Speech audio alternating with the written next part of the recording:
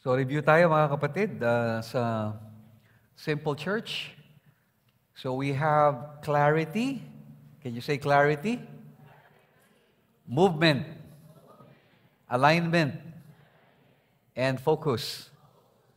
So ito pong apat na ito ay napakahalaga. And when we go back to a very simple process leading our people towards spiritual maturity and significant ministry, we have this simple lang na framework, no? From salvation to spiritual maturity to significant ministry. No, ito yung, kumbaga, this is the very basic. Yung mga sasabihin kong susunod ay baka ma-confuse kayo. So gusto ko lang balikan lang ito.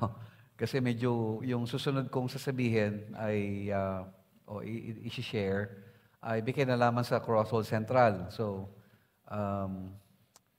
gusto ko lang ma-stimulate yung inyong thinking and paradigm, no? So i-share ko rin. Medyo may mga detalye lang ito, pero gusto kong babalik-balikan natin itong simple lang na process na ito so that sa mga maliliit na mga churches you can actually implement this, no? Na you ensure that people are saved, no? By the gospel of the Lord Jesus Christ. And then once they are saved, you ask the question, now what? Anong susunod na gagawin ko? Ngayong nakakilala siya sa Panginoon, anong gagawin kong susunod? Di ba? So you will lead the person to spiritual maturity. And the best way to lead them to spiritual maturity is by letting them join a life group. Bringing them to a life group. Kasi yun yung family niya. Yun yung magiging home niya. Where he will learn spiritual disciplines. No? So yun. From worship service, dali mo sa life group. And then ang susunod niyan ay i-train mo na for ministry. No? So that the person can serve not just the church, ha? Tandaan natin, ang training na ginagawa natin sa church, hindi para sila'y kumanta at sumayaw at tumugtog. Ang sinasabi ko ditong training is the training to equip our people so that they can minister outside the church. Kasi ang talagang significant ministry happens in the marketplace, in the government offices, in the campuses. Doon nangyayari ang talagang ministry. So ang ginagawa lang natin sa church is we equip them, we train them so that they will become fruitful and productive and relevant and responsible citizens. So yun po yung napakasimple lang nito, napakasimple lang. Now, let me give you, this is what we learned from from IDMC, no? From Pastor Edmond Chan and Pastor Paul Jaya Chandran. So ito namang framework na to, na related din dito, ay magkakaroon tayo ng larawan sa bawat miyembro ng church. So ito yon. So you imagine every member of the church falls in one of these categories. No? Pag nakikita mo yung congregation mo pag Sunday, meron dyan mga believers. Di ba? Pero we don't want them to be stuck as a believer. We want them to become disciples. Tama? And how many believers do you have in the church who are not disciples yet? Dapat meron kang assessment tool para makita mo ilan ang believer namin at ilan yung nadi-disciple. So alam mo kung ano yung backlog mo. Yung hindi na-disciple, anong gagawin mo, di ba? So, dadali natin sa life group para ma-disciple. Okay, nadi-disciple natin sila doon. But then again, maraming mga umaattend ng life group na hindi nagsiserve. Attendee lang. And forever alagain. So, we want them to graduate the level of being a disciple to becoming a servant. So, papasok doon yung mga trainings, no? Trainings and equipping so that you can prepare them for service. And then, pag naging servant na, nakikita mo na nagsaserve na, then that's the most probable step, susunod na, is for that person to become a leader. Bakit nauna yung servant sa leader? Kasi our position in the church is we are all servants. And our calling is to lead. Lahat tayo servants. Yung leadership, minsan gusto natin lagi merong leadership pero hindi naman nagsaserve. Maraming ganun. So dapat, servant muna tayo, and then kapag nakita tayong humble, faithful, fruitful servant, then pwede tayong gawing leader. Dulo na lang yon, no? Para nang sa ganun, hindi lumalaki yung ulo at hindi prima donna at atrabida at mahirap i-deal, no? So ito 'yon, no? Ito 'yon. Okay?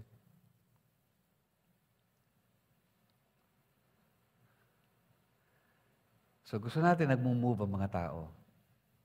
Okay?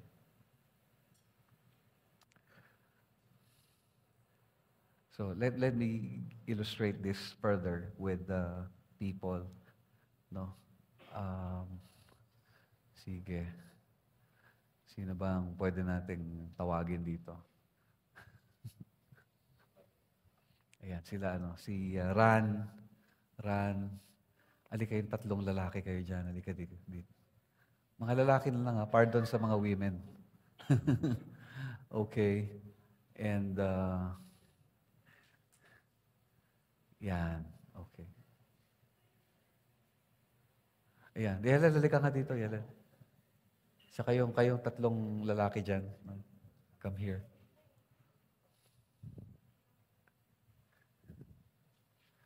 So, ang base po nito, alam nasa floor, mga non-believers ito di ba? Dito kayo. Mga non-believer muna kayo.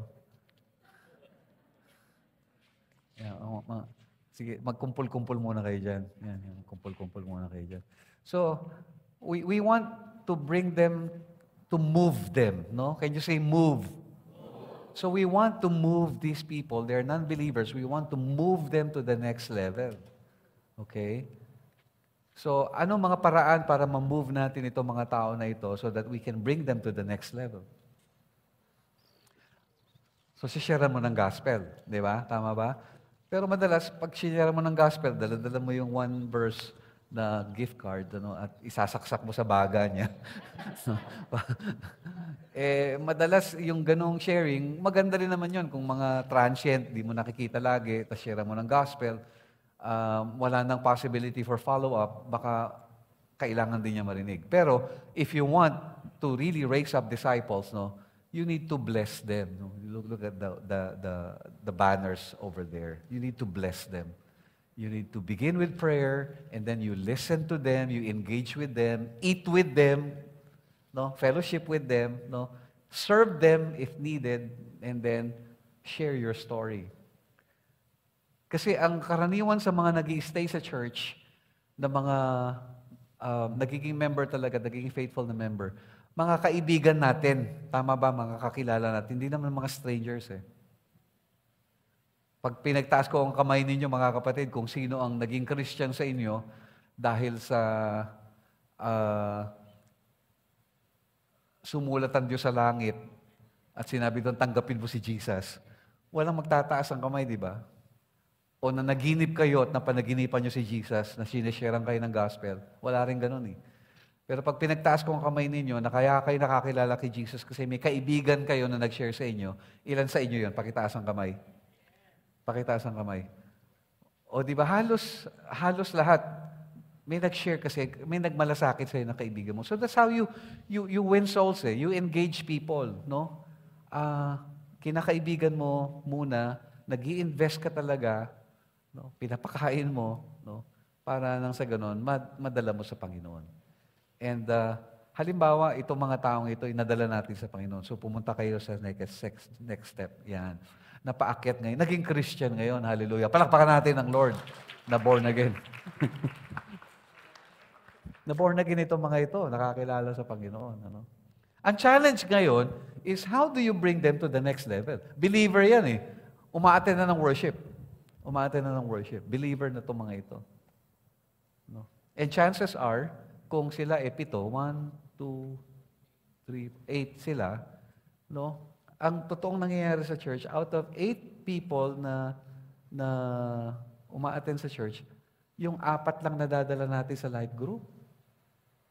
No? O, yung 4 umakyat sa ano. Ayan, nagiging yon. Hindi, yung 4 lang. Diyan muna kayo sa purgatorio.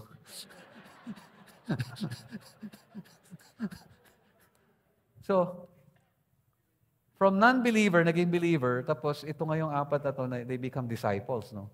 Why? Because they're attending they're joining the life group and they're being discipled there, they're learning the spiritual disciplines, no? Someone is taking care of them, no? Someone is parenting them, acting as a mother or as a father, no? Talagang dinidisciple sila. Okay. And out of the 4 na nadi-disciple, hindi lahat yan nagsiserve. No? Ang nangyayari dyan, madalas, out of, yung akit kayong dalawa. Parang ganun na nangyayari, no?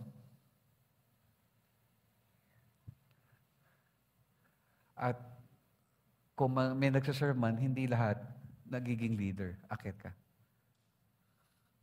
So, siguro, ganyan yung larawan sa church natin. Diba? Medyo usod ka ng konti dito para magandang blocking natin sa camera. Usod kayo dito para hindi kayo nakikita sa screen eh. Teka, hindi, sobra naman. Sobra naman. Ayan. Para kita kayo sa camera. Ayan. So, di ba? Parang ganyan, ano? So, out of 8 people in the church, yung 4 stuck dito sa worship service. Nag-worship lang sila. Every Sunday, worship, punta ng church. Awit, no? Pupunta ng church, late pa. Tapos, hindi pa natatapos yung sermon, umaalis na. Bago mag-offering, aalis na. O kaya pag nag-offering, magsi-CR. No? Ganun yun eh. Pasensya na. Kunwari lang yun, ha? So, ganun talaga yun, mga pasaway. Pag hindi mo dinalaw, magtatampo sa'yo. Tapos maraming reklamo, kasi nga nanonood lang eh. They are observers in the church. They're not doing anything in the church. No, yan ang malungkot. Tapos, half, yung nasa life group, ito lang. Konti lang yung nasa life group. So, ang challenge ngayon is this. How do you bring these people to the next level? Anong strategy mo? No? Paano mo sila maiimbita para makarating sila doon? Si Rick Warren, he has a very good strategy in purpose-driven life na 40 days of devotion and 6 weeks of life group. Kasi minsan may mga tao na pag in-invite mo sa life group, ang understanding nila sa Bible study for life. Ayaw nila ng Bible study kasi habang buhay yun. 'Di ba? Ayoko ng Bible study. Bakit? Baka ako maburo dyan. No? Linggo-linggo na lang magkikita, linggo-linggo magkikita. Parang gano'n. So gusto ng mga tao maiklian lang na lesson. So yung purpose-driven life ay ginamit niya yon to, actually ang purpose niya doon is to bring the people, yung mga worshipers to the life group. So tayo dito, meron tayong mga native na mga materials like Handa Ka Na Ba? Ni Pastor Ray, we have TDT ni Pastor Joe. Mga materials yan na pwedeng the people, you can invite the people, magkaroon tayo ng life group festival, parang ganyan. 6 weeks lang ito, 6 weeks lang mga kapatid. Okay, every home for Christ, 5 weeks lang. Ibang iimbitahin mo yung congregation, yung mga tao dyan na, mga kapatid, meron tayong every home for Christ or Handa Ka Na Ba? 5 weeks lang to, 5 weeks lang. Invite niyo yung mga kaibigan niyo, 5 weeks lang. No? Kasi alam mo yun, may beginning, may ending. So naiinganyo silang sumali. Pag ngayon sumali na sila doon sa short term na life group, nakikita na maganda pala. Maganda pala. Hanggang sa nahumaling na. Sasama ngayon yan. So madadagdagan ngayon yun. Mapopromote na kayo. Ayan. Amen. Ayan. Amen. Na-promote na yung dalawa kasi nainganyo sila na sumama sa life group at nawili. No? Kaya lang talagang may mga matitigas ang ulo. Ayaw talagang Ayaw talagang sumali. Ano? So, mabibingwit mo rin. Ano? Kaya lang gagawa ka ng strategy talaga. Yun yung sinasabi na in between. Meron kang ginagawa in between. Yung believer, yung non-believer, paano magiging believer? May in between yan eh. Yun ang sikreto, yung in between. Para madala mo sa church. At pag nasa church na, at minasdan-masdan mo, ang daming hindi umaattend ng live group, anong strategy mo ngayon? No? Para madala mo itong mga ito sa live group. Kasi value natin ang live group. So yun, magkaroon ka ng short-term na live group, inviting everyone to be a part of this live group. Kaya yun, dumami na ngayon yung nasa live group. Di ba? Amen ba doon? Ngayon, ang challenge ngayon, ang nagsaserve, isa. Alam mo yung sa church, 10% lang yung nagsaserve, 90% nakatunganga. At yung 10% o yung 20%, sila yung pagod na pagod, sila yung bigay ng pera, sila yung time na ubos ang oras at panahon sa church. Kasi pagod na pagod, sila lang yung gumagawa eh. Kasi nga, ba't hindi gumagawa ito mga ito? Kasi wala naman training, hindi naman nai-equip. So doon papasok ngayon yung training. So dinidisciple mo na, pero dapat they have to go through training so that you will train their hands to do the ministry. And when I say ministry, again, I'm not limiting the ministry to pagkanta sa church, pag-a-asher, pagmamarsyal, paglilinis ng simbahan, pagpipreach. Madalas yun lang ang alam natin sa ministry eh. Pero yung ma-equip mo ito na, ikaw, nag-work ka ba, Jed? O nag-aaral? Nag-work. So yung ma-equip, saan ka nag-work, Jed? Pwede mahaya ng microphone. Saan? Ryland Staffing. Anong work mo doon? Sorcerer po. Sorcerer? Sorcerer. Ah? Source. Nagulat ako. Nandito si Dr. Strange. Sorcerer. Opo. Akala ko sorcerer eh. Anong multiverse ka? Anong trabaho ng sorcerer? Naghahanap po ng applicants para sa recruiter. Oo, di maraming recruitment sa inyo. Opo. Di maraming tao doon. Opo. Oo. So isipin mo si Jed. Ano? Si Jed, ang daming kaharap na tao araw-araw. Di ba ang gandang mukha, ang gwapo pa? Mukha ng Christianity. Sa church ka ba? Po. Sa Big Nay po. Ayun. Kasing gwapo nung pastor nila. Di ba? Parang... So, we equip Jed, no, so that in his workplace, hindi natin i-equip si Jed para kumanta sa church.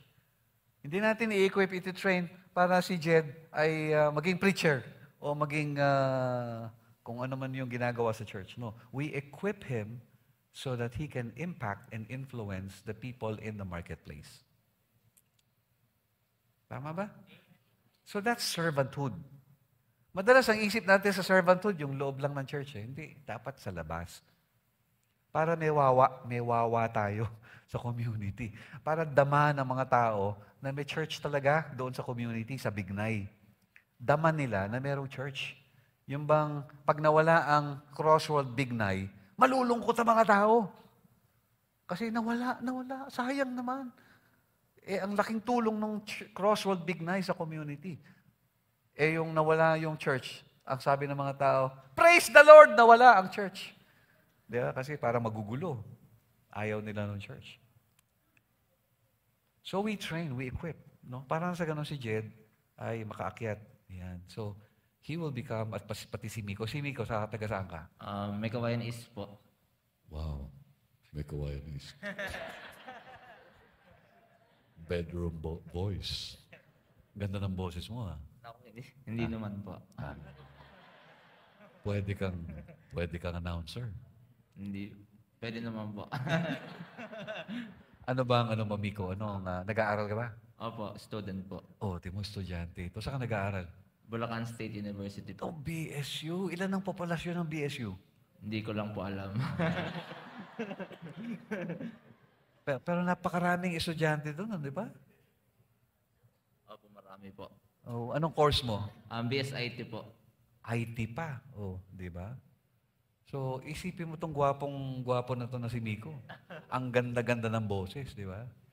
So, sayang naman yung boses niya kung hindi magamit sa pagdadala ng mabuting balita, di ba?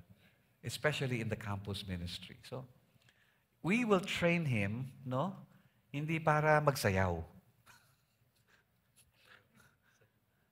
We will train him so that he, as a student, no? He will be able to bring the cross to BSU. And that he will be able to impact his fellow students with his life and with his servanthood. No? Makabuo siya ng life group doon. Kasi ministry is outside the church, mga kapatid. Hindi po sa loob, labas po. So pag na-train natin si Miko, no, he will influence his fellow students, no? Aakyat siya. So magiging servant ngayon siya. Amen ba, mga kapatid? Amen. Ngayon, kapag ayaw, halimbawa, ito, matigas ang ulo, pasaway. Ayaw. Aba, ay, si Ran pala to. Oo, kung ayaw niya, imagine mo, yung susunod sana, marami pang susunod, pero ayaw niya kasi, ayaw niya. So ito, umaakyat, nagiging leader si Yalel, naging leader si Jed, naging leader si Miko, no? And they are fruitful in the kingdom, and they are, being used mightily by the Lord. Kaya lang, dahil huminto si Ran, no?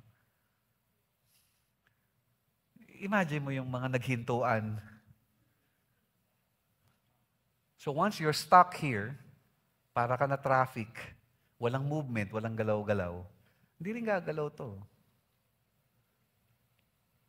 So we are depriving the world of the blessing. Ang tawag sa atin ng Panginoon, we are the seed of Abraham, and God has called us to be a blessing to the nations of the world.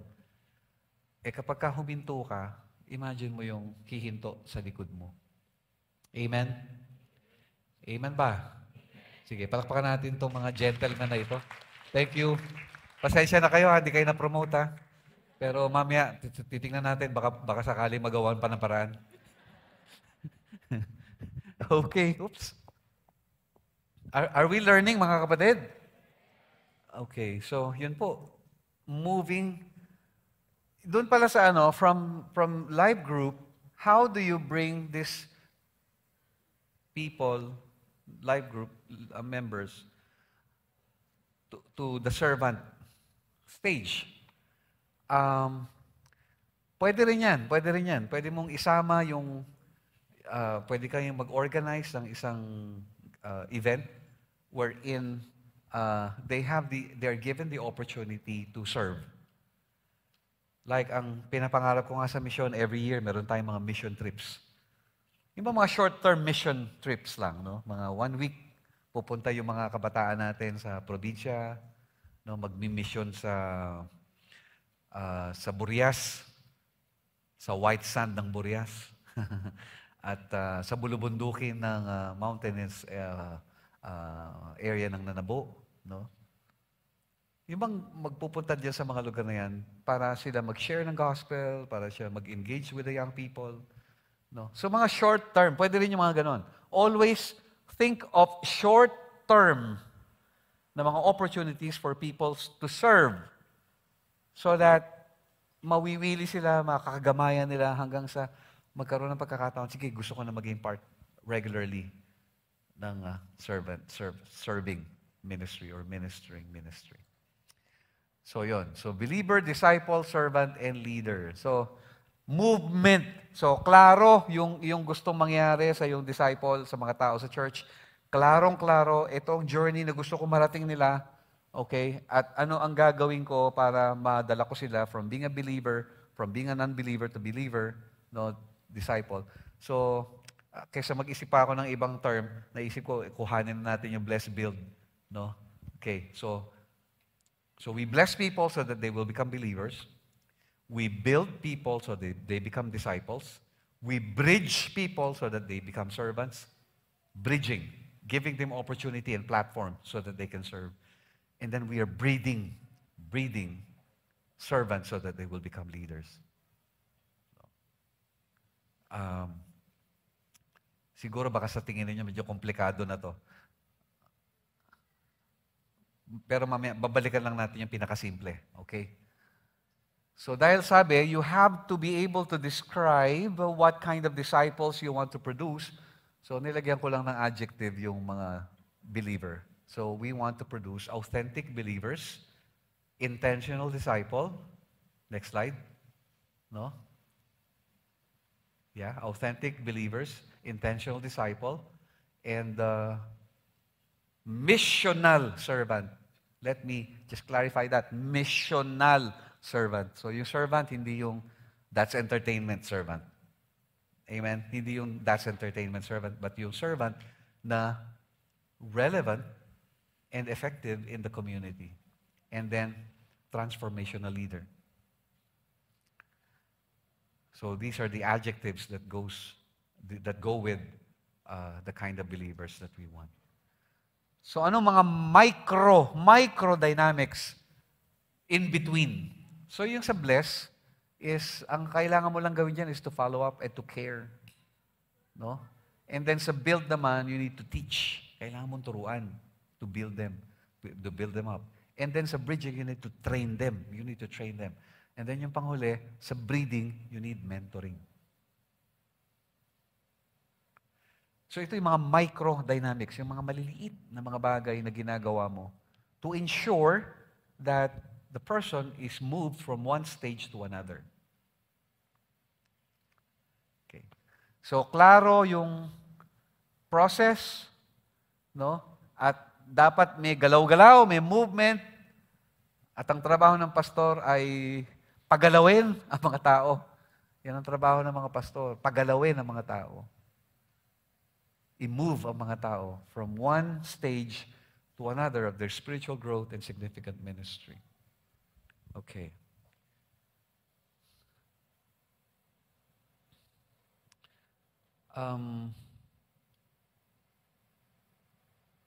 Yung two important dimensions, skip na natin yung isang slide. Yung two important dimensions that I want you to understand here at work in the whole process is number one, the spiritual dimension, and the second is relational dimension. So these two are very, very important. No? The spiritual dimension is the outworking of the Holy Spirit. Kasi siya ang nagpapalago, hindi naman talaga tayo. Siya ang nagpapamature, hindi naman talaga tayo. So lagi nating aasa sa Panginoon, sa Kanyang kapangyarihan ng paggalaw natin sa loob ng church. And then pangalawa is yung relational dimension. Ibig sabihin nito, hindi mag-grow ang isang tao nang wala talagang nurture. Yung believer, yung non-believer, mahirap maging believer nang walang personal engagement. Yung believer, mahirap maging disciple kapag wala ding personal engagement. At tama yung sinabi ni Pastor Ray kahapon na pag may dumating na isang bago o believer, dadali mo sa live group, hindi mo kakausapin yung leader. Sabihin mo na, halika kayo uli tayo tatlo, bibigyan ko kayo ng pagkakataon. Halika, kayo tatlo. Saka si Ran. Asan si Ran? Ayan. Kasi naaawa ako eh. Baka isipin ninyo, mga backslider ito eh.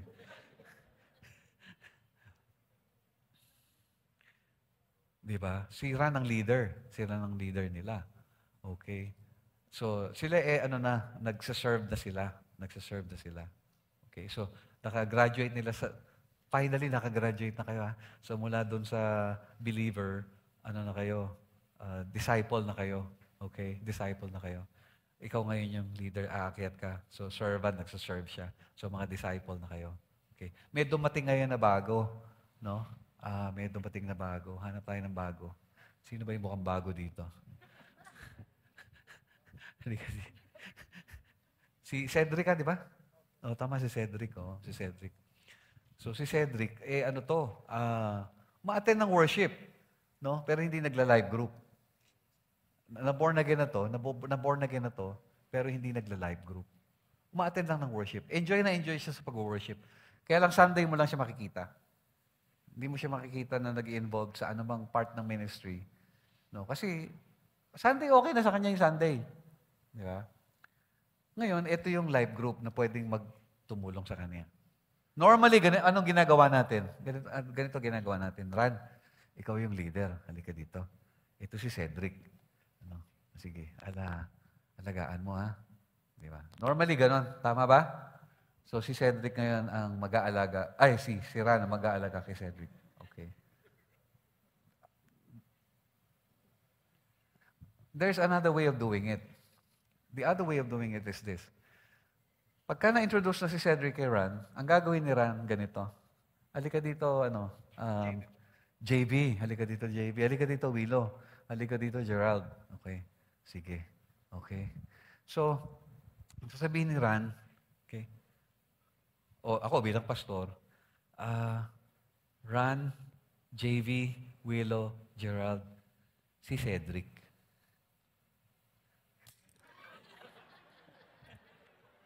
Okay. So, kamay mo naman, Gerald. So, they are now, ibig sabihin, ang mag-aalaga kay Cedric, hindi lang si Ran. Tama? Hindi lang si Ran. So, si Gerald, bibigyan mo din ng responsibilidad para alagaan si Cedric. Si Willow, ganun din. Tutulungan niya din si Cedric in any way he can. Ganun din naman si JV. No, so hindi lang si Ran ang may burden. Kasi ang hirap, no, ikaw yung leader, ikaw lahat, di ba? So bilang leader, you will learn to delegate. Ini-equip mo sila, tinitrain mo sila, para mag-alaga. Kaya ang pagpa-follow up, hindi ngayon mabigat sa'yo kasi si JB, tinatawagan din siya. Si Willow, bibisitahin din siya. Si Gerald, isasama siya doon sa kung ano man yung seminar or training sa church. So, nadidevelop ngayon yung kanilang bonding, no? They bond together, they huddle together, no? Ayan. Ito yung sinasabi na they study the Word of God together. Yung word na together is key. They study the Word of God together, they share together, they serve together. May pagkakataon sabihin ni Ran ganito, may mga bata dun sa, pwede nating puntahan, pakainin lang natin ng sandwich, tsaka ng juice, no? At mag-minister tayo sa kanila, pero team tayo. Team tayo mag-minister doon sa isang community kasi meron doong grupo ng mga kabataan na pwede nating tulungan. Okay, mga nagba-basketball, no? Sumama tayo sa basketball, makilaro tayo, and then, magpamerienda tayo, and then i-engage natin yung mga players. O kaya kung masyadong malaki yung grupo, magtingin lang tayo ng mga player na hindi masyadong na nakakalaro, na lagi nababangko. No, yun ang kausapin natin. Kasi madaling i-win. Yung mga star player, mahirap i-win eh. No? Paporma eh. So, kita mo, it takes the whole life group to take care of Cedric. Amen ba? Para hindi masyadong mabigat. Kasi we're all busy people. Kayo po yung mga nagtatrabaho, nag-aaral, marami po kayong ginagawa. So, ang pagmamanage ng life group it's a teamwork. Amen. Para everybody grows. Lahat sila nag-grow. Okay. So, okay na kayo. Nakalaya na kayo sa purgatorio. Thank you. You're promoted. Palakpakan natin ng Lord.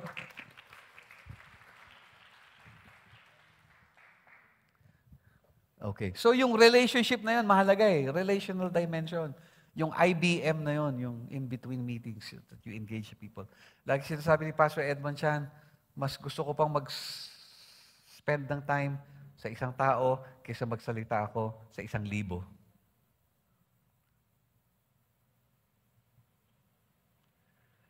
Ang temptation sa akin, temptation sa aming mga pastor, paramihan ng miyembro.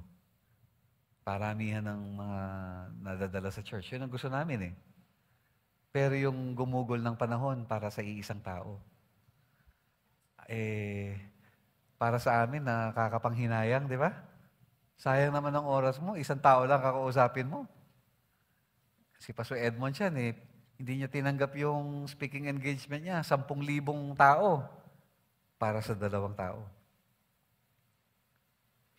So sana wag din tayong matukso na sa crowd, but really be intentional in spending time with just a few. Yan ang sikreto ni Jesus. He spent time with just a few. Let me just show you yung aming men's network. Men's ko, kasi wala akong record yung kay Pastor Rasitas. Pero mas malaking figure yung kay Pastor Rasitas. So this is our, we have 3 districts, okay? 1, 2, 3. Ang nawin na soul ng District 1 is 122, January to April. Ang nawin ng District 2 is 133. Ang nawin ng District 3 ay 79. Total of 334. Yan yung aming statistics ng January to April 2022. Okay? Ang disciples nila sa District 1 ay 61. 121 sa District 2, 102 sa District 3. Ang mga interns nila, yung bang piniprepare para maging leader. 4 sa 1, 8 sa 2, 10 sa 3. Ang leaders nila, 12, 12, 11. Ang mentors nila, 3, 3, 4. So, ang total number of disciples sa mga lalaki sa amin, 284. 22 ang intern, 35 ang leaders, 10 ang mentors. No? So, ang hamon sa amin is, yung mga nawin namin na 334, paano namin madadala yon sa church at maging disciples sila? So, there are 334. Ngayon, yung mga disciples namin na 284, mga nagwo-worship lahat ito, no? Ang challenge sa amin is paano sila magiging intern, paano sila magiging leader, paano sila magiging mentor. So, bakit ko pinapakita itong statistical report namin? So that you will know how to view your numbers horizontally rather than vertically. Sabihin, when you do your report, balikan nga natin yung believer, disciple, servant. Balikan lang natin yun. Yung plain lang, yung plain, simple. Wala yung mga blessed build. Yeah, simple lang. So, kung merong 100 believer, okay, sa statistics mo, nasa church, nagwo-worship, ilan doon ang disciple? Sabi mo 50. So, ang hamon mo ngayon, yung another 50, paano mo gagawing disciple? Another 50. So, 50 na yung disciple mo, ang challenge mo ngayon, paano sila maging servant? So, doon sa disciple mo, 20 lang yung nagsaserve. 20 lang ang nagsaserve. So, from the servants, out of 20, 3 lang ang nagli-lead. So, ang hamon sa'yo is, paano i-move yung mga tao from being a believer to becoming a disciple, to becoming a servant, to becoming a leader. So you should know your statistics. You should know your yung mga reports sa loob ng church kung ilan dyan yung mga tao ninyo. So in that way, people are moving and they're being moved from one place to another. And not only that, each member has a goal. Alam nila kung anong goal nila. Alam nila kung ano sila at ano ang goal nila sa buhay. For the next month, itong believer na to dapat maging disciple. Yung sa Chaong namin, pinag-uusapan namin ni Engineer Sani na dapat by December, no, meron ng mga leaders doon na kayang tumayo. So ibig sabihin yan, mula June hanggang July, hanggang December, may mga training na gagawin doon sa potential leaders. No? Iayos ang puso at i-train ang mga kamay para pag year 2023, hindi na tayo ligo-ligo nandun. So may time frame. Para hindi tayo linggo-ligo nandun, no, siguro every other week na lang. And then middle of 2023, siguro once a month na lang tayo nasa Chaong. So pagdating ng 2024, wala na tayo doon. They can stand on their own. We can send a pastor or an outreach worker, and then they have their own leaders na. Okay? Amen po ba? Are we learning? Yan. So, simple lang po. Next slide. Balikan natin lang tong simple mission natin, no? Kasi yung mga na-share ko kanina, medyo kalimutan nyo na yon. Next slide, next slide, next slide. Yan. So, tandaan lang natin tong tatlo, kailangan lang may masave, and then mag-mature sila, and then mag-minister. Yun lang. Yung mga in-between na senior ko, kalimutan nyo na yon. No? Just to stimulate your thinking, lalo dun sa mga pastor natin na they are thinking and planning about their church processes and designing the church. But for the general patronage at saka mga pastors na medyo maliliit yung mga simbahan, ito lang ang tandaan nyo, okay? May maligtas, purihin ng Panginoon. Yung naligtas, mag-mature, purihin ng Panginoon. At yung nagmamature, maglingkod. Yun lang. Mga pastor, lalo sa mga probinsya, mahirap po ba yun? Ang tanong lang, anong gagawin mo para may maligtas? At anong gagawin mo para mag-mature? At anong gagawin mo para maglingkod? So, yung mga programa sa church, iaayon mo ngayon para dito sa tatlo na to. Ano yung susunod na yun? Next slide. So, iaayon mo lang. Yan. So, yung worship service, paigihin mo, pagandahin mo. Yung life group, patindihin mo. Kasi doon nangyayari ang discipleship.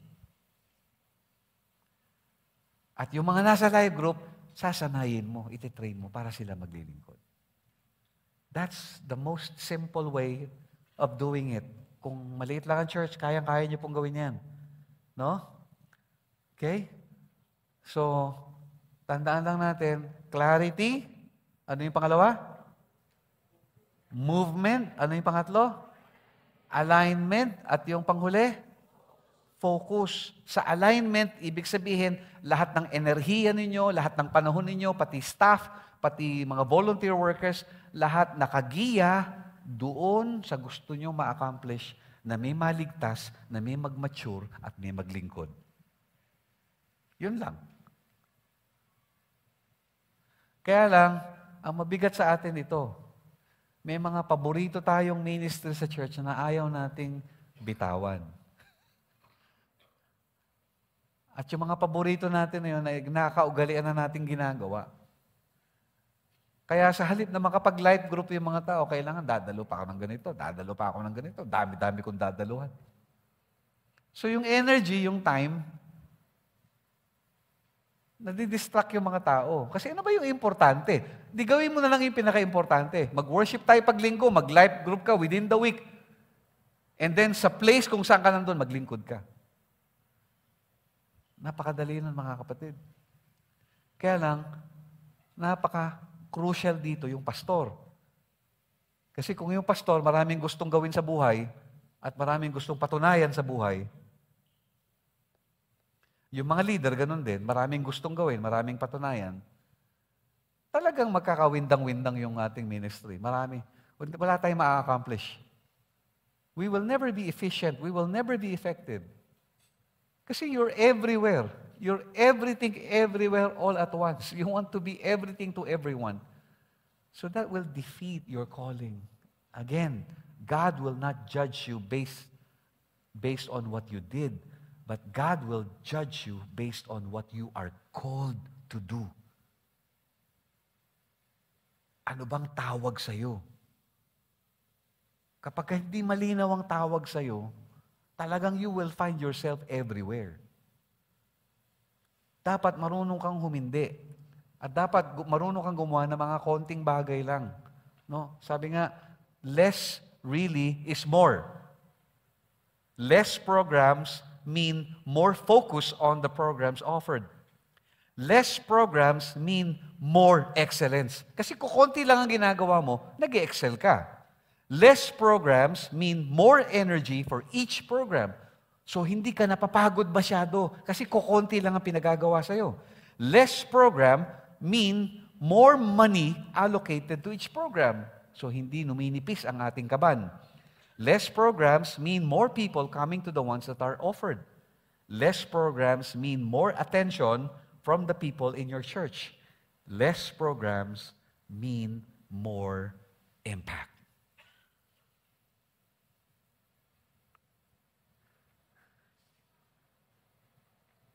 Kailangan po natin ng tapang na humindi. Can you say no?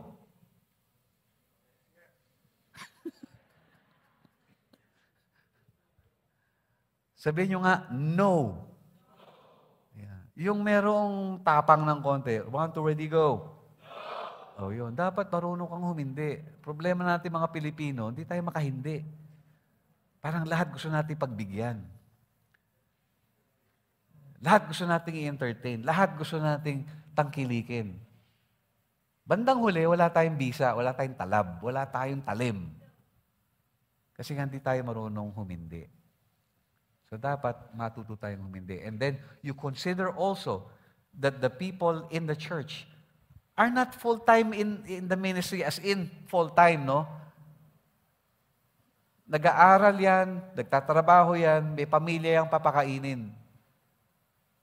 So kung ang hinihingi natin, dinidemand natin na oras sa kanila, ay napakarami para sa loob ng church, ay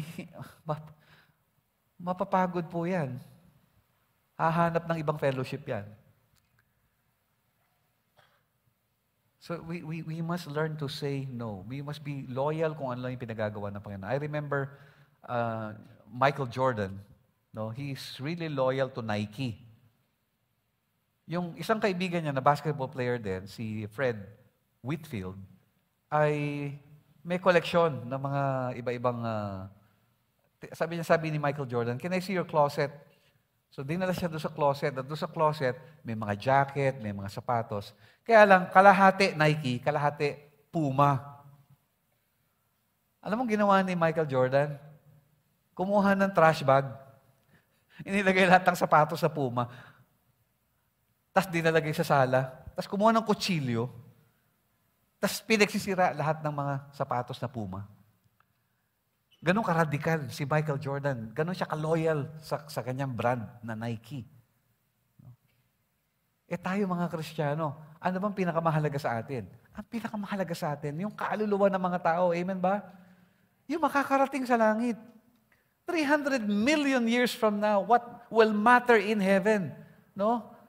Is that the people who are there and the people who should have been there. Kaya lang, 300 million years from now, nasa langit ka.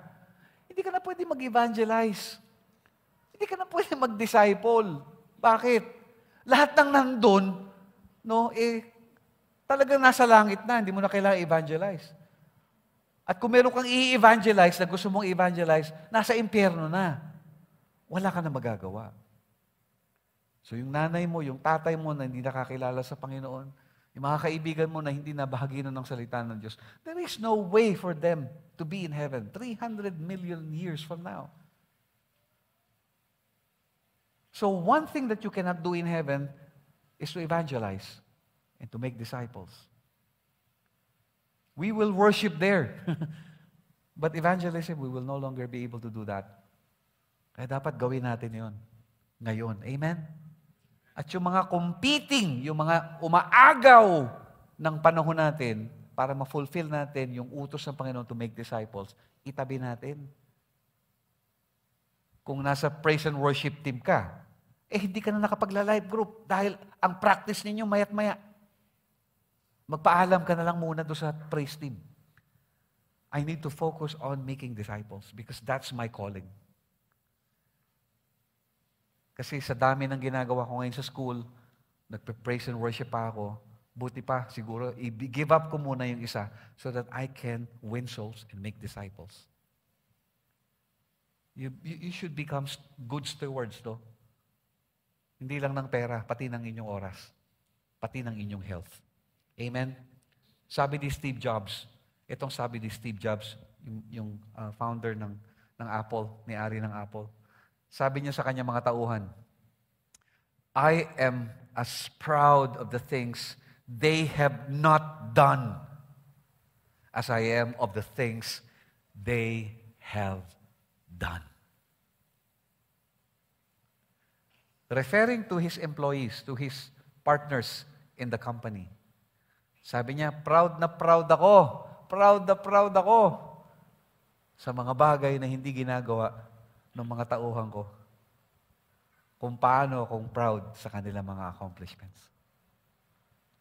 Pagdating natin sa langit, tatanungin ng Panginoon kung nagawa natin yung dakilang atas. Tayo ba'y gumawa ng mga alagad? Yan ang ating assignment eh. Baka mamaya pagdating natin doon, mapahiya lang tayo. Kasi ang dala-dala natin doon, praise and worship album. Ang dala-dala natin sa langit, no, yung mga building na pinatayo natin. Maganda naman yun. No? Kaya lang ang atas ay gumawa ng alagad. Matthew chapter 28, verses 18 to 20. Di ba? Anong sabi doon?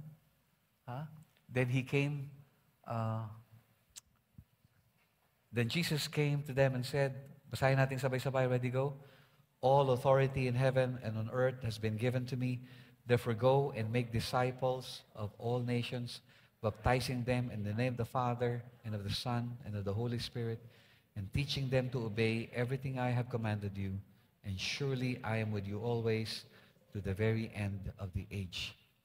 So the most important question, the most important command here, and the only command here, is to make disciples.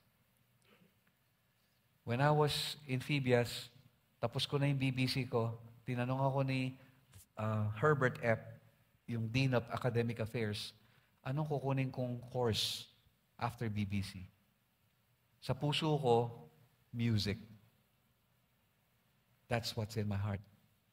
Gusto ko sa music, gusto kong mag-compose ng song, gusto kong umawit, gusto kong tumugtog. I want to conduct a choir. Yan ang gusto ko. Kaya bago ko masabi yung music, the Lord spoke to me.